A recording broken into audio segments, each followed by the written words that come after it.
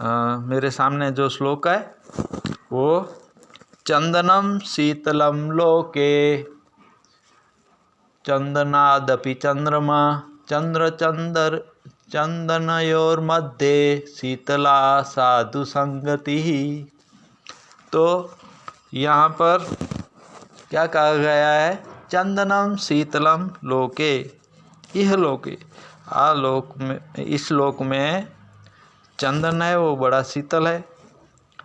जिसको शरीर में गर्मी रहती हो वो भी चंदन का कुछ अरिष्ट वगैरह लेता है तो उसको शांति हो रहती है। तो चंदन वैसे भी लगाया जाता है शरीर के ऊपर तो भी शीतल रहता है। तो बोलते हैं कि चंदनम शीतलम लोके, लोके चंदनम शीतलम, और दोनों ओर से कहें शीतलम चंदनम लोके तो भी चलता है, इधर रखो या उधर रखो, ये तो संस्कृत भाषा की विशिष्टता है।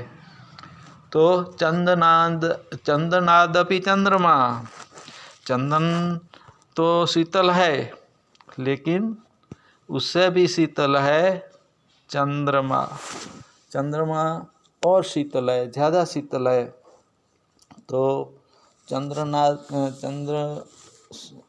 वो चंदन से शीतल है, लेकिन इन दोनों से शीतल कौन है? यहाँ पर ये पूछा गया है कि इन दोनों से जो शीतल हो उसका नाम लिखो। तो चंद्र चंदनयोर मध्ये शीतला साधु संगति।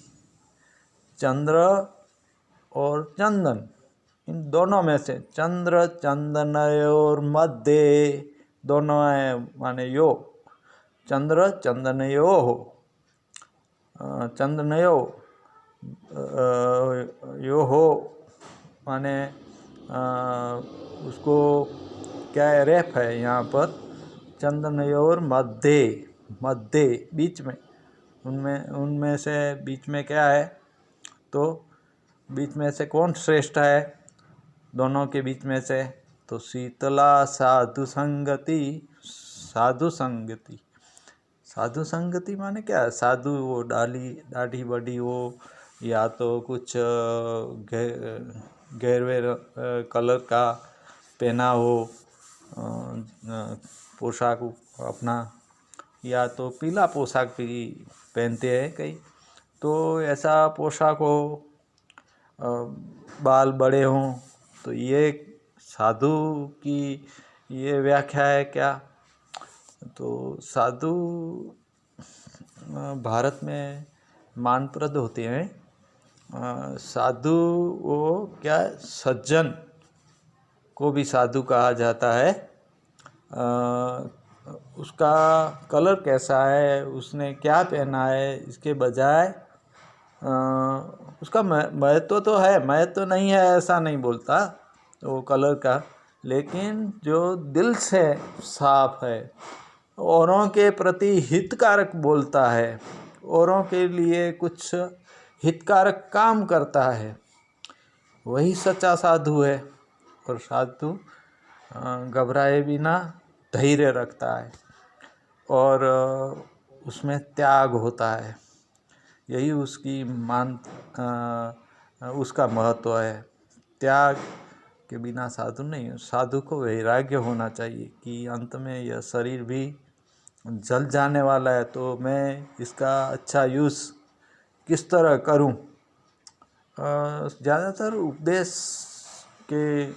उपदेश उनसे ही मिलता है जो आचरण से किया जाता हो, तो आचरण के द्वारा भी उपदेश देता है, बोलने पर भी उपदेश मिलता है। तो ऐसे जो साधु हैं उनकी संगति करनी चाहिए। साधु माने सज्जन मनुष्य, कोई भी सज्जन मनुष्य उनको साधु कहा जाता है। तो कुछ पहनावे, संस्कृत में इसका अर्थ जो है वो पहनावा नहीं बतलाता, लेकिन उसकी जो क्वालिटी है, गुणों की जो ये उत्तमता है, उसका वो प्रदर्शित करता है। इसलिए साधु तो मान के पात्र है। साधु माने सज्जन, सज्जन के ऊपर प्यार रखिए, उसकी दोस्ती कीजिए उसका जो गुण है वो लेने की कोशिश कीजिए, तो आप सज्जन हो जाएंगे।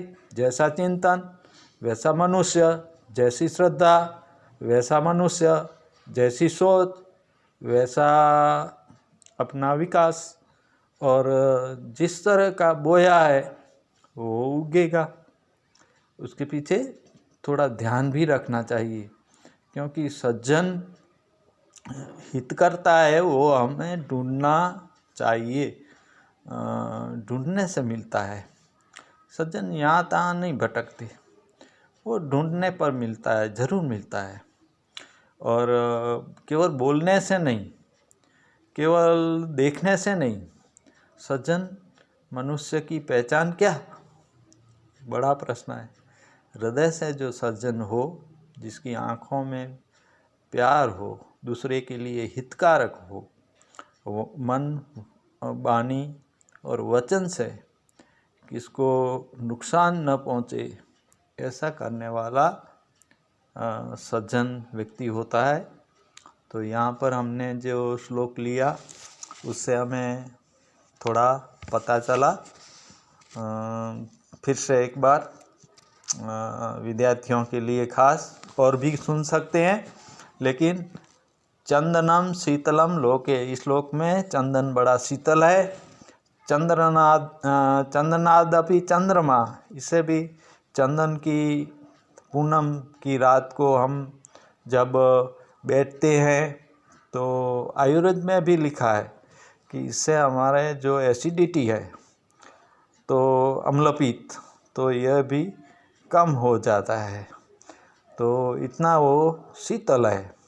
चंदनादपि चंद्रमा शीतलम, तो चंदन से चंद्रमा जो है वो शीतल है। चंद्र चंदनयोर मध्य शीतला साधु संगति, और दोनों में से सबसे ज़्यादा श्रेष्ठ कौन है? तो साधु संगति ही शीतला लोके। इस लोक में साधु संगति है वो सबसे ज़्यादा शीतल मानी जाती है। जीवन को भी शीतल करती है, मन को भी स्वस्थ करती है, और जो पवित्र वर्तन है उसके ओर प्रेरती है। इसलिए साधु संगति, सज्जन का संग करना चाहिए।